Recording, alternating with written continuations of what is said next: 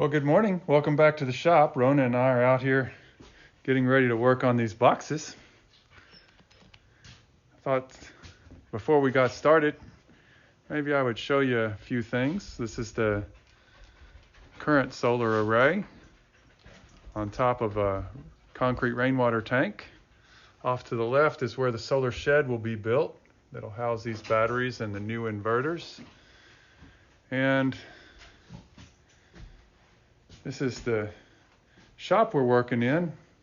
I built this about 30 years ago when I first bought the property. And ever since then, I've worn out a lot of tools and I got a pretty big stack of dull saw blades to show for my efforts.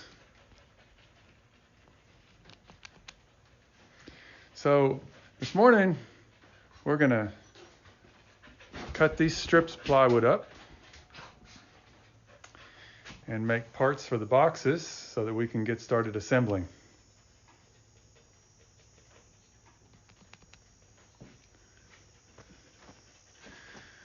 The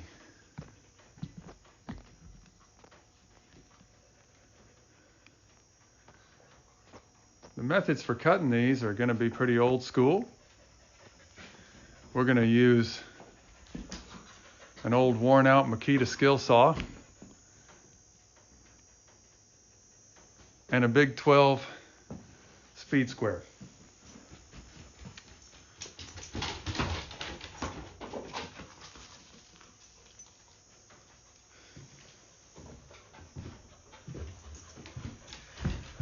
So let's get started.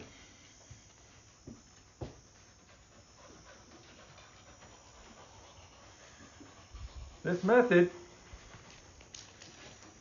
is pretty old school, but I find it to be extremely accurate and rather quick to do. We'll start out by checking the end, and it is nice and square and smooth. These pieces are going to be 31 3/8 inches long. And what you want to do is make your mark right on the edge of the board. And when you make your mark, you want to use a very fine pencil line, and you want to look at where that pencil line is relative to the mark on the tape. I see that this one is right about centered on that mark. So what I want to do is take half of that pencil line with this skill saw. So I'm going to line myself up here exactly on the blade. I'm going to get that tooth rotated around so I can see it exactly. And then when I get started, I'm going to make sure it's right. If I need to make an adjustment, I will make that adjustment. I've got my blade set just underneath the bottom of this piece, and I've got a sacrificial piece of plywood underneath it. So that way the piece that I cut off is supported and doesn't want to fall.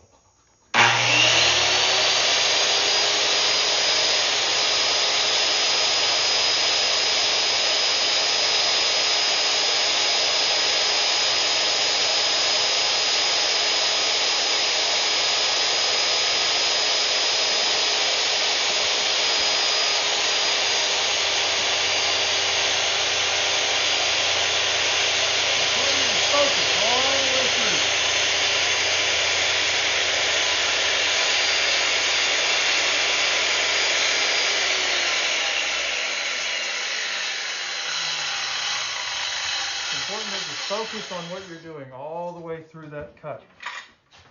You want both pieces to be perfect. And if you notice, I made a slight adjustment as I started the cut. Less than a 32nd of an inch of an adjustment. And when I get done, that cut is exactly 31 3/8. Very smooth. Perfectly square. And this piece is ready to go for the next one. So that piece is done.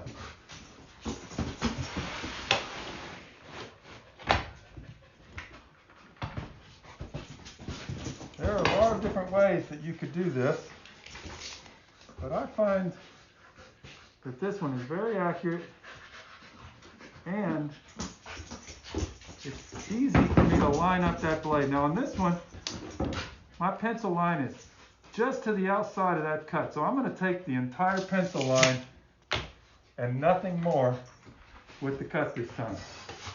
See, I don't have my finger on the trigger. I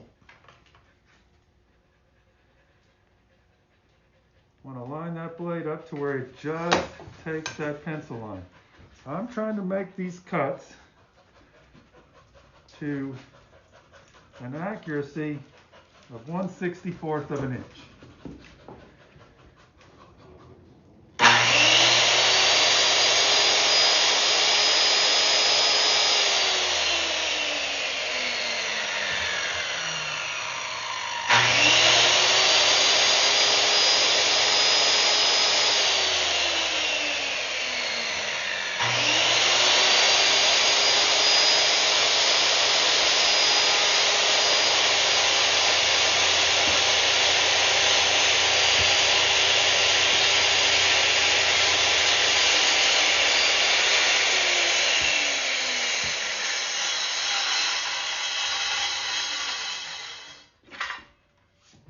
By cutting it very slowly, I'm not doing any chipping on the top surface.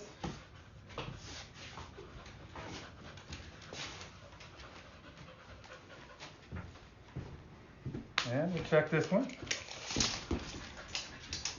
And it is exactly 31 3/8.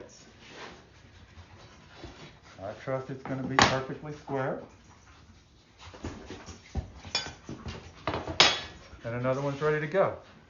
I need 24 of these to make 12 boxes. This is the long side. Now on this one, I'm going to come from the other direction. And it's mostly just because I handle the saw with my left. If I wanted to handle the saw with my right hand and the square with my left, I could. But I'm going to turn it around, and now I'm looking at this and I see that I need to take that pencil line completely.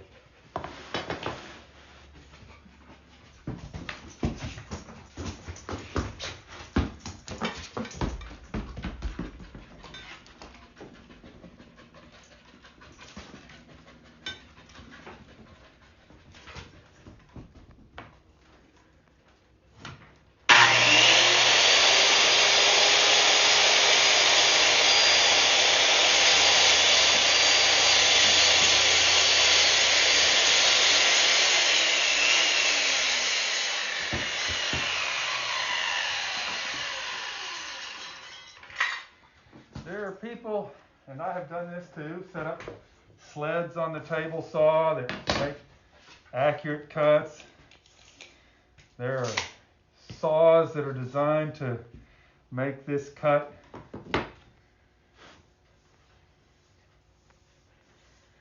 exactly square, and radial arm saws. I find radial arm saws are not actually perfect. 31 3/8, exactly right on the money. I find that radial arm saws are not as accurate as what I'm doing right here. And when I put these pieces one on top of the other, they are exactly right with one another. So that's 3 more pieces ready to go. Now I do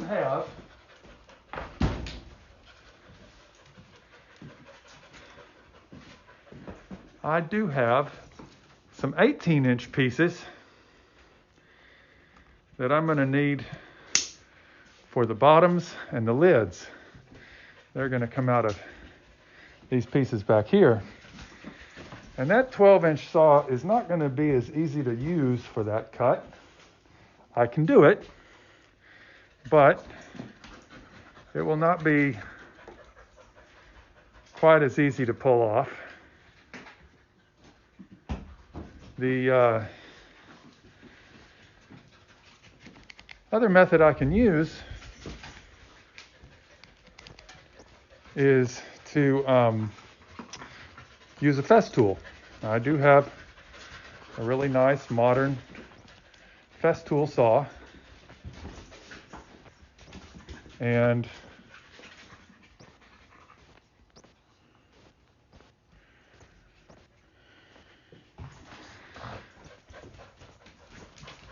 The problem with the Festool saw is that it has a sled on it that has to be attached to the work, and lining up the cut the way I'm doing with this 12-inch square is not as easy to do.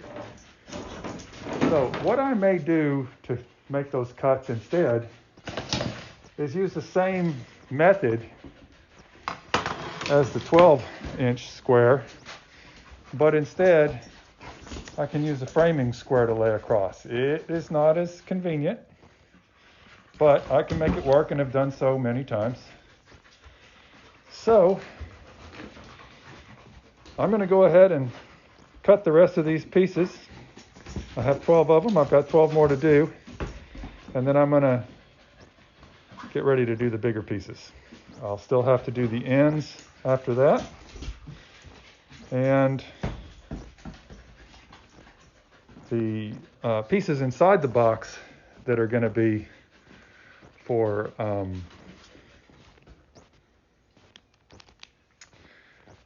restraining the battery.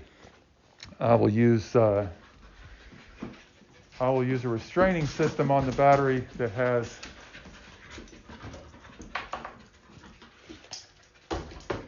some threaded rods, and I will set up to hold the batteries to not allow them to expand when they are charged. I will not try to put any compression on them. The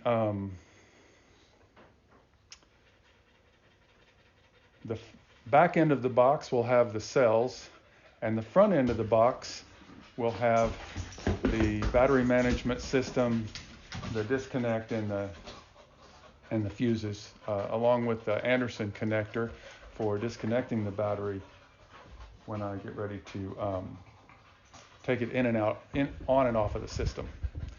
So I'll keep moving along, and glad you could join me here in the shop. Y'all have a good day.